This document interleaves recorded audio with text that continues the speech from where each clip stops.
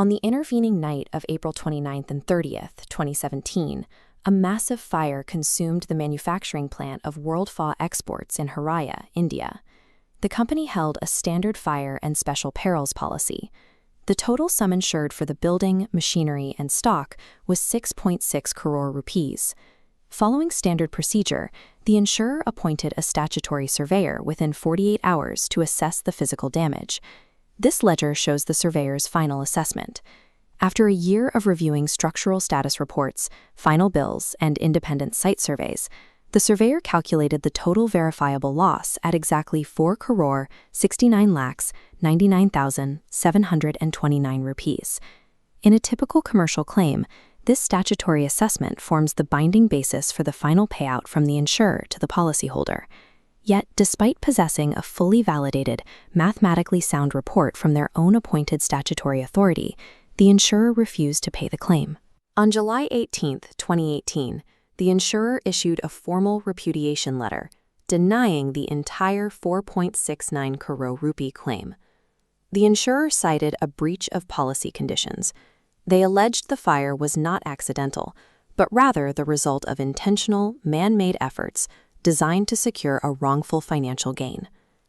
This image highlights the source of the conflict. On the left is the statutory surveyor's assessment, and on the right is a parallel investigation conducted by MS Truth Labs, a private forensic agency hired independently by the insurer. The Truth Labs report concluded that the fire was not caused by an electrical short circuit. Instead, they claimed it was triggered by extraneously induced ignitable fire accelerants.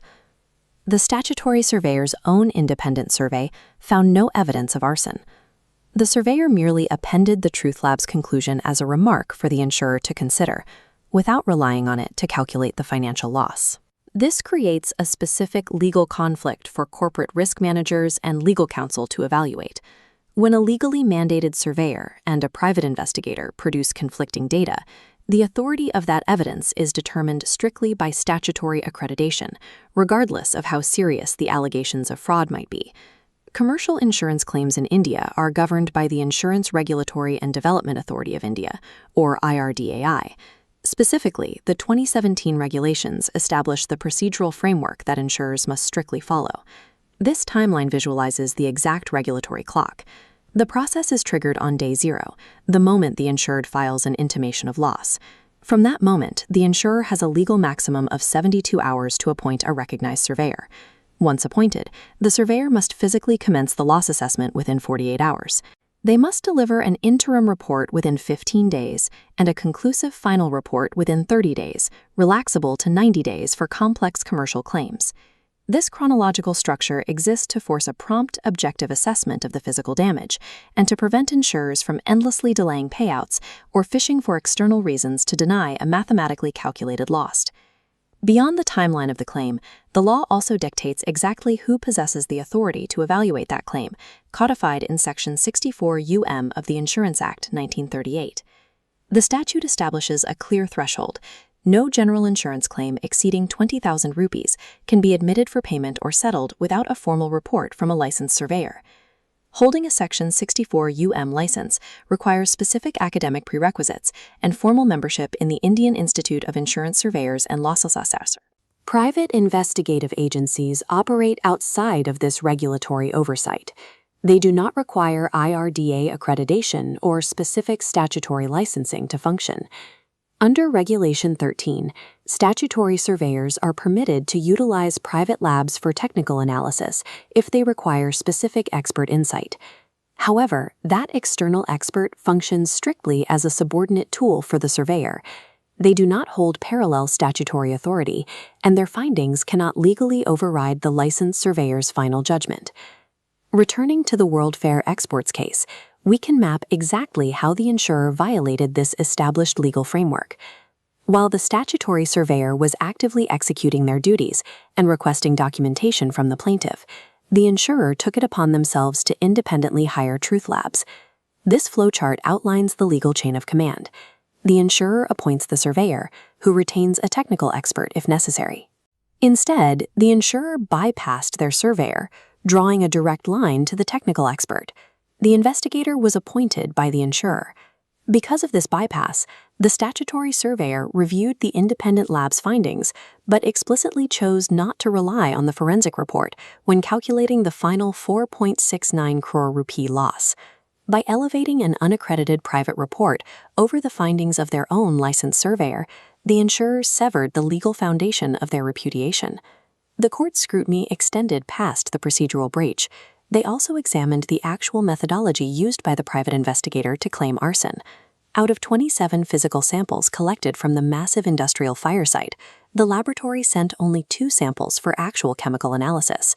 Under cross-examination, the investigator admitted that the report was prepared without considering the physical structural condition of the building as it existed on the night the fire took place.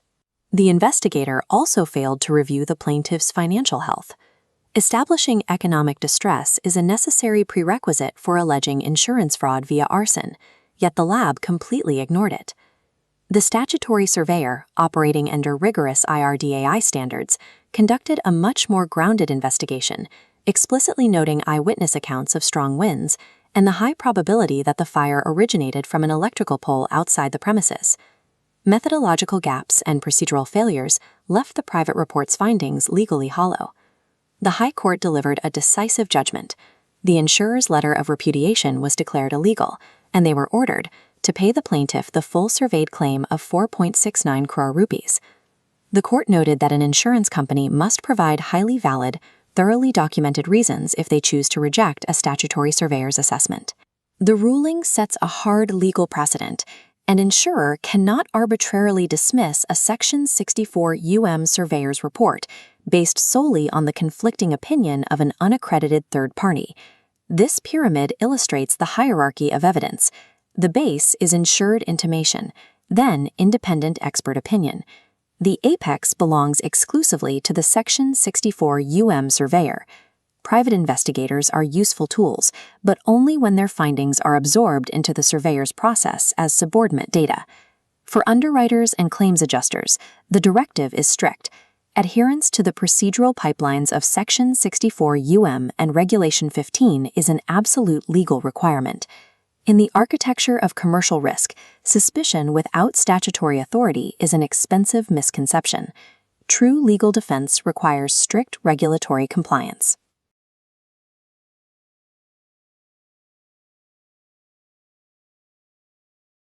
Zuber & Company, fire forensic experts and forensic engineers.